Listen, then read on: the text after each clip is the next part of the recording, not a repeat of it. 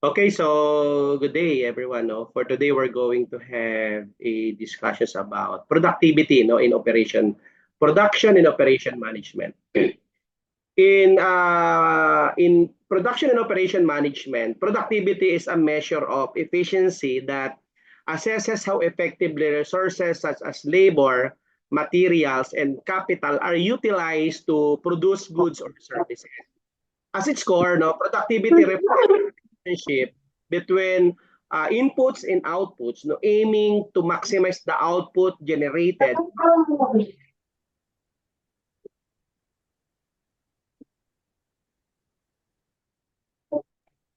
Okay, from a given set of inputs. No, higher productivity means producing more with less, which directly impacts profitability, cost efficiency, and competitive advantage in the market.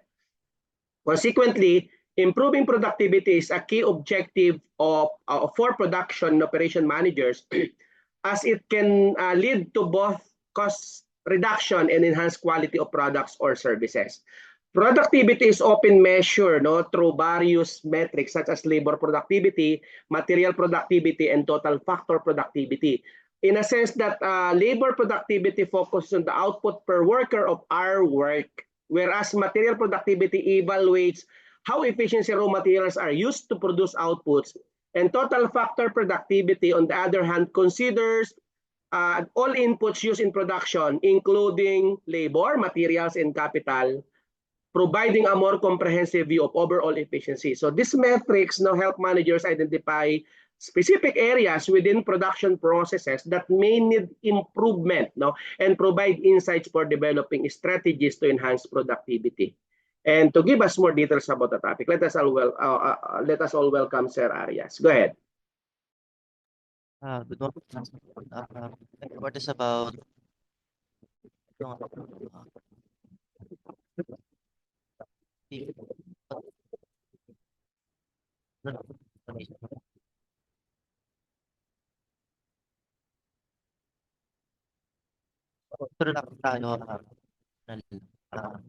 productivity is output of any production. So, i-mention natin dito yung output in relation to yung per unit of input. To increase productivity means to produce more with less. So, usapan dito efficiency.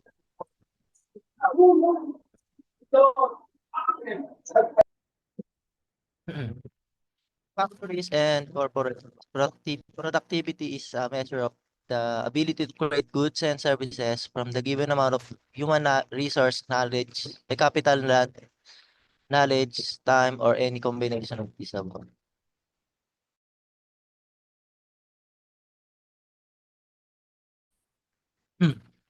So productivity is a measure of performance that compared output of input or resources required to produce it. So meron tayong ano na dito yung formula niya, productivity is output over input.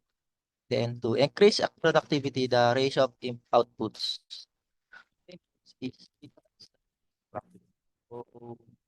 efficiency. Sa lesser resources.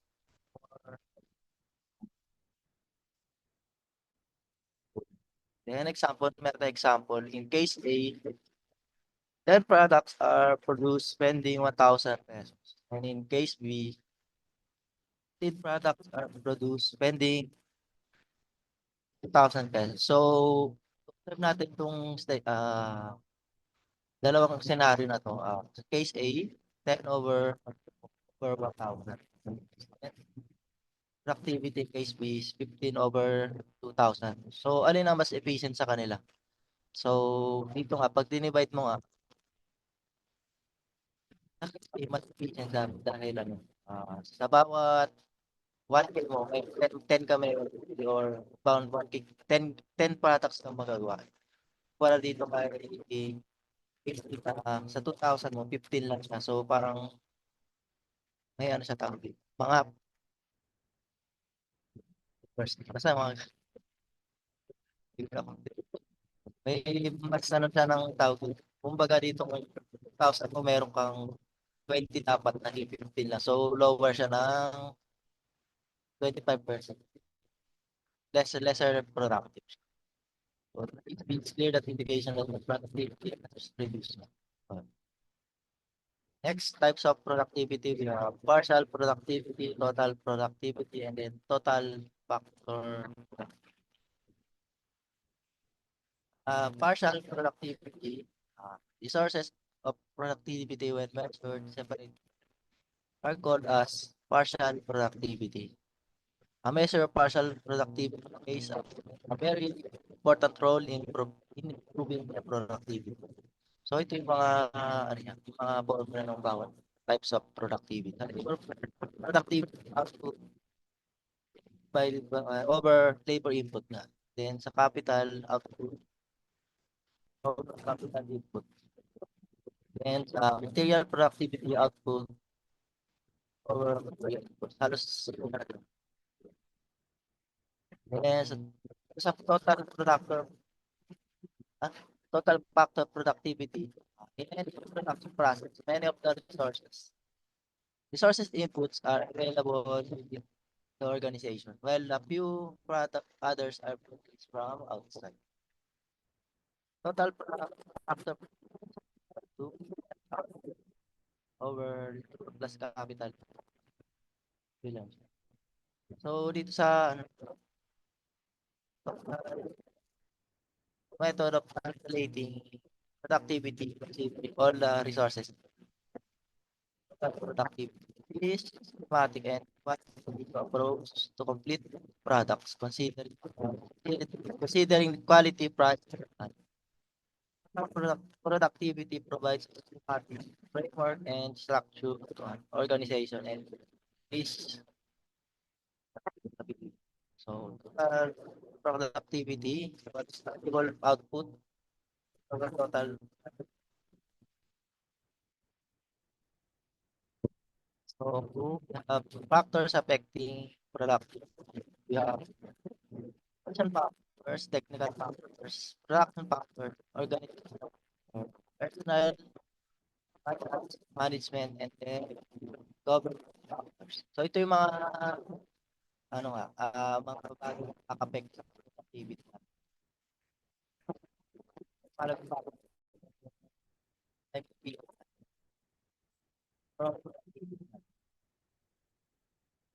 Two ways to improve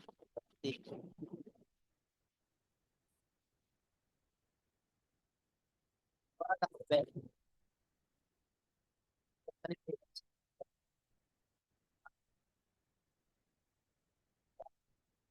Planning, method study, safety, operation, operator, product, material, and sa product development, na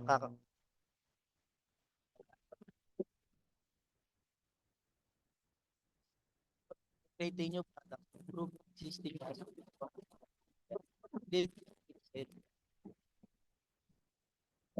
product. So, ganda yung product na natin is tawag nga dito.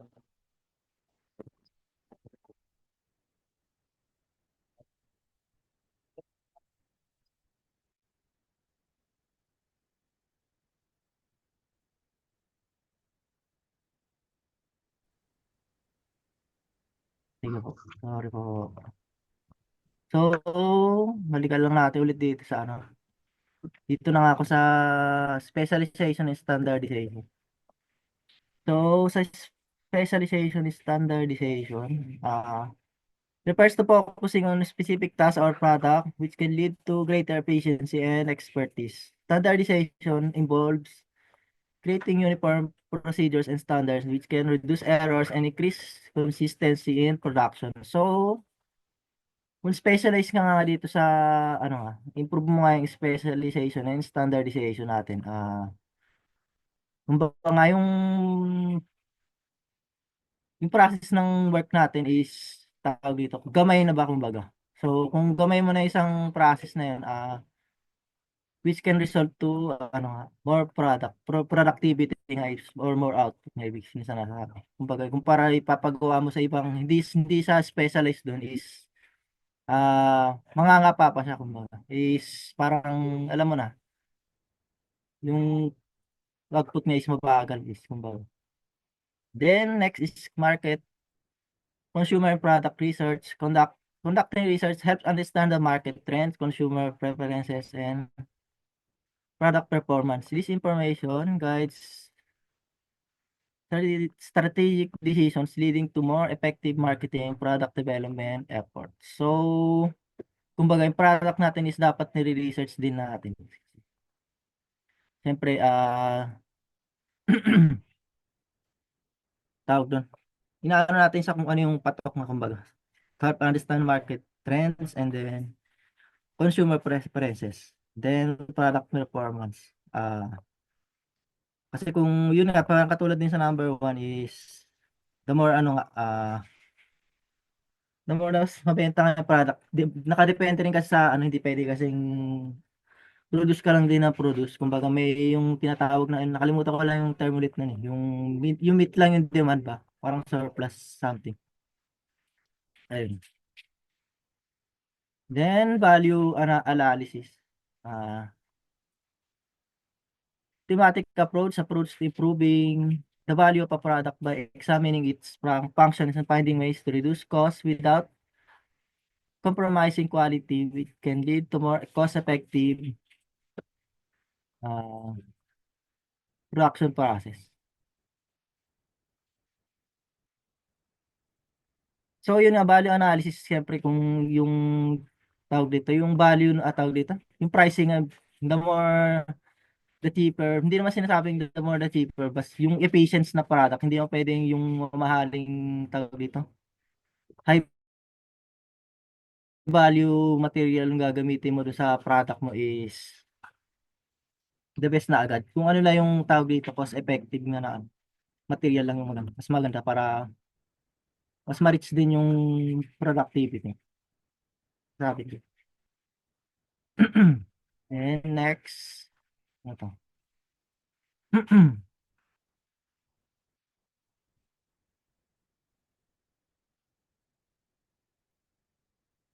Yan, wala yung, diba?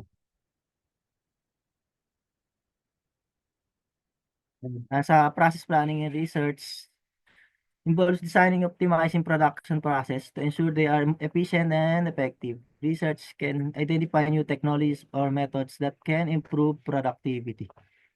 So parang same lang din naman to dun sa dun sa research nga ng product development. So research naman dito is tawag dito. Pina-point out lang dito kasi yung gamitin mo yung product na yung technology na the best doon sa gagamitin mong product. Parang yun nga to effect din yung value analysis. Sama rin para ma-effect din yung value, hindi yung with the best naman the best material for the product nga kumbaga. The best technology also.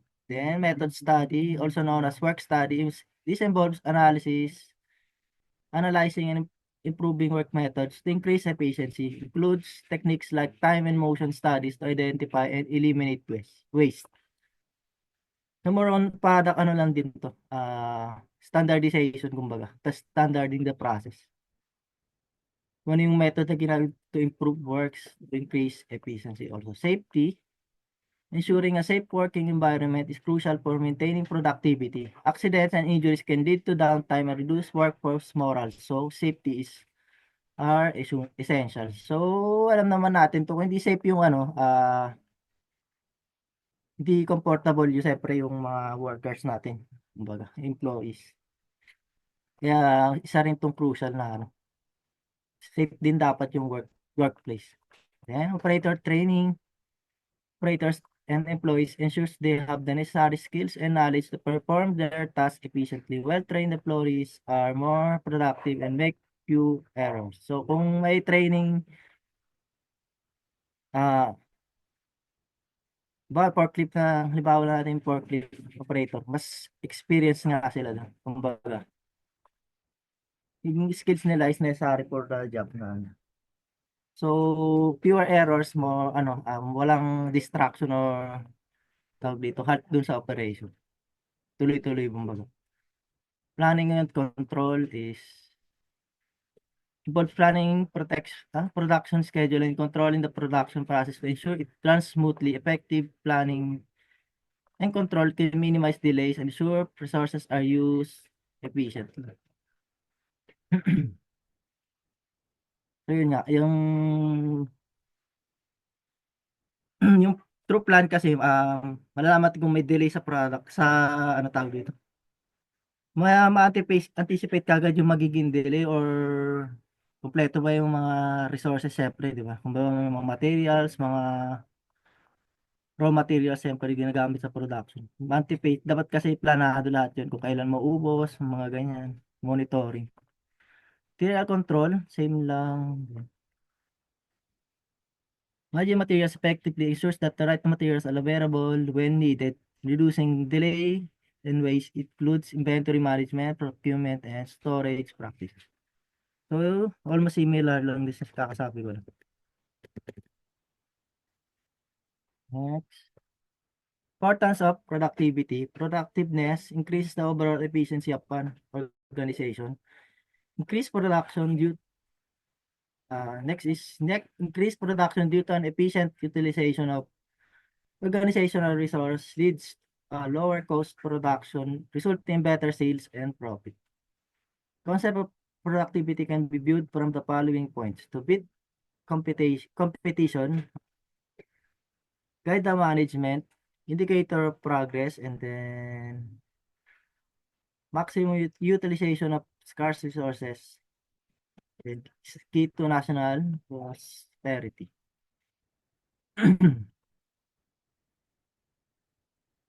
So, yun nga. Next, yun lang po. Salamat. Next reporter is Jonalyn Atienza.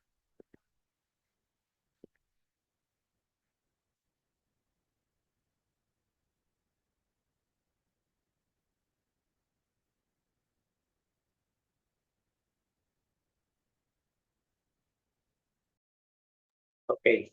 Again, excuse me. Factors affecting productivity in production and operation management are multifaceted, and include technology, workforce skills, process design, and organizational culture. So technological advancements such as automation or robotics and advanced manufacturing software can significantly boost productivity by enabling faster production rates, reducing human error, and improving consistency. So additionally, a skilled workforce trained in efficient production techniques and familiar with technological tools can further enhance productivity. Therefore, investing in both technology and workforce development is critical to achieving optimal productivity levels. So product design or process design and layout are also fundamental to productivity because a well-structured production layout minimizes unnecessary movements and time wastage, leading to a smoother workflow. Lean manufacturing principles such as just-in-time and Six Sigma focus on streamlining processes, reducing waste and improving quality, all of which contribute to productivity improvement. So by adopting such principles, organizations can eliminate inefficiency in production and release lead times, and create a more agile production environment capable of adapting to changes and demand quickly. In addition to process efficiency, quality management plays a vital role in productivity. Ensuring consistent product quality reduce the likelihood of rework, defects, and customer complaints, all of which can disrupt production processes and consume additional resources. Because quality management system like Total Quality Management and ISO standard help organizations standard production process and maintain high quality, ultimately supporting suitable or sustainable productivity. When quality issues are minimized, the production process becomes more predictable, resulting in smooth operations and higher output rates. No? Employees' motivation and engagement also have a significant impact on productivity because right now, especially right now, motivated employees are more likely to take ownership of their task, pay attention to quality, and actively seek ways to improve processes involving employees in decision-making processes. Offering training opportunities and recognizing their contributions can create a positive work environment that foster productivity. Moreover, managers can use performance incentives and rewards to encourage a focus on productivity, creating a workforce that is aligned with the organization efficiency goals. External factors such as market demand, supply chain stability, and economic conditions also affect productivity. Fluctuation in demand may require adjustment in production schedules, which can disrupt processes if not managed properly. Similarly, supply chain issues, like delays in raw material supply, can halt production, impacting productivity. Effective supply chain management and demand forecasting can help mitigate this risk by ensuring the availability of necessary inputs and aligning production levels with market demands, thereby maintaining a consistent productivity flow. So, improving productivity requires a continuous, holistic approach involving monitoring, evaluating, and refining production processes. Managers, regular performance reviews, feedback loops, and benchmarking against industry standards are essential to identify areas for improvement. Advanced analytics right now and data-driven tools enable us to gain insights into production metrics and detect patterns of or bottlenecks that affect the productivity. I believe by maintaining a proactive approach, production and operation managers can make timely adjustment to processes, keep pace with evolving industry trends, and sustain productivity gains in the long run. Okay, so